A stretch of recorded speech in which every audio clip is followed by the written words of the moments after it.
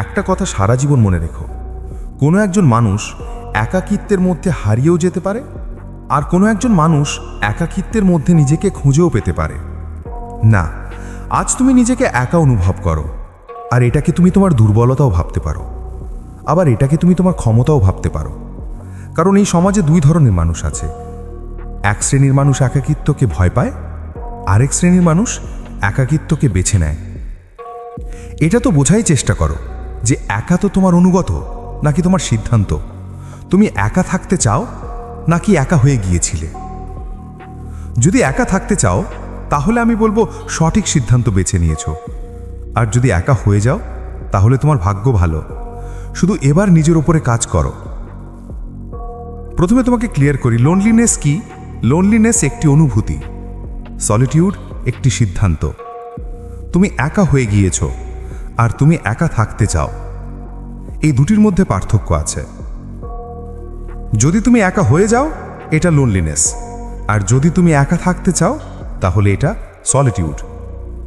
আরেকটা জিনিস স্পষ্ট হওয়া প্রয়োজন, লোনলিনেসকে সলিটিউডে কনভার্ট করা যেতে পারে। মানে তুমি একা হয়ে গিয়েছো, এটাকে তোমার সিদ্ধান্তে কনভার্ট করা যেতে পারে, যদিও সেটা তোমার সিদ্ধান্ত ছিল না।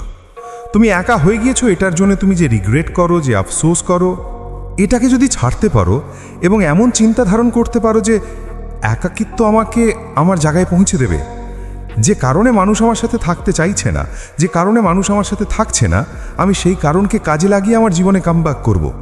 একটা সময় পরে আমি এটা প্রমাণ করব যে আমি সব কিছুই করতে পারি যদি আমি চাই, আর আমার এই পরিবর্তন মানুষকে আমার দিকে আকর্ষিত করবে।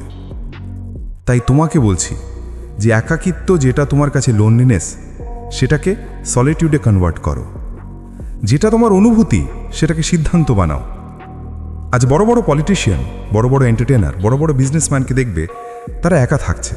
তার কারণ তারা জানে ডিস্ট্র্যাকশনের মধ্যে হারিয়ে গেলে আমি আমার জায়গাটাকে ধরে রাখতে পারবো না। আমি যদি ভিড় থেকে আলাদা হতে চাই তাহলে আমাকে ভিড় থেকে আলাদা থাকতে হবে।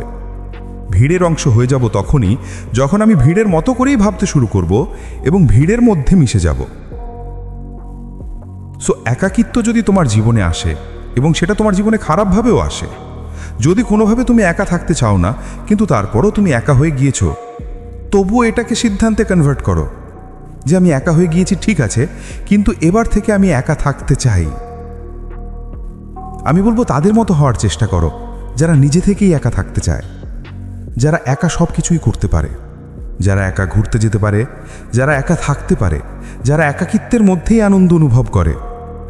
একদিকে যেমন এক শ্রেণীর মানুষের জীবনে একাকিত্ব ডিপ্রেশনের কারণ, ঠিক তেমনি অন্যদিকে কিছু মানুষ এই একাকিত্বকে কাজে লাগিয়ে নিজের মাইন্ড পাওয়ারকে বুস্ট করেছে, নিজেকে সেই লেভেল, সেই জায়গায় নিয়ে যেতে সক্ষম হয়েছে। তাই একাকিত্বকে কাজে লাগানোটা আমাদের জন্য প্রয়োজন, কারণ এর ক্ষতিকর দিক যেমন আছে তেমনি এর অনেকগুলো ফায়দাও আছে। যখন আমরা কোনো কিছু নিয়ে বারবার প্র্যাকটিস করি, যখন আমরা কোনো কিছুতে বারবার কাজ করি, তখন আমাদের অভিজ্ঞতা বাড়ে, তখন আমরা সেই বিষয়ে অভিজ্ঞ অর্জন করি, অভিজ্ঞ হয়ে ওঠে। যদি ফোকাস থাকে তাহলে সময় কম লাগে, আর যদি ডিস্ট্র্যাক্টেড হই তাহলে সময় অনেক বেশি লাগে। তাই সময়কে সঠিকভাবে ইউটিলাইজ করতে হলে ফোকাস বাড়াতে হবে, মনোযোগী গুরুত্ব দিতে হবে। যখন আমাদের লাইফে ডিস্ট্র্যাকশন বেশি থাকে আমাদের ফোকাস কমে যায়, কিন্তু যখন সলিটিউড বেশি থাকে আমরা প্রোডাক্টিভ, এফেক্টিভ, বেশি ফোকাসড হতে পারি। যে একাকিত্বকে আমরা দুর্বলতা ভাবি সেটার মধ্যে অনেকগুলো ফায়দা আছে। এগুলো যখন একের পর এক ক্লিয়ার হবে তুমি একা থাকতে চাইবে। যদি তুমি একা হয়েও যাও সেই একাকিত্বের কারণে তুমি আরও হ্যাপি, আরও এনার্জেটিক ফিল করবে। যেটা হয়েছে সেটা ভালোর জন্য হয়েছে। ঝগড়া ঝামেলা বা তর্ক বিতর্কের পর যখন একা থাকো তুমি নিজেরাই প্রশ্ন করবে, আমার কি করা উচিত ছিল, কি করা উচিত হয়নি। এটাই হলো সেলফ ইমপ্লিমেন্ট। একাকিত্বের মধ্যে নিজেকে ডিপলি অবজার্ভ করা, নিজের মেন্টাল হেলথ ঠিক রাখা।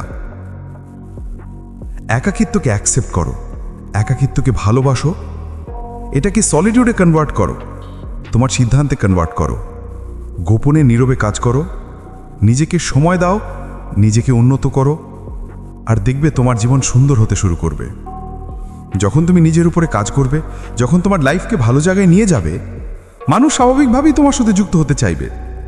তোমার একাকিত্বই তোমার শক্তি, সেটাকে কাজে লাগাও এবং নিজের জীবনের পরিবর্তন আনো।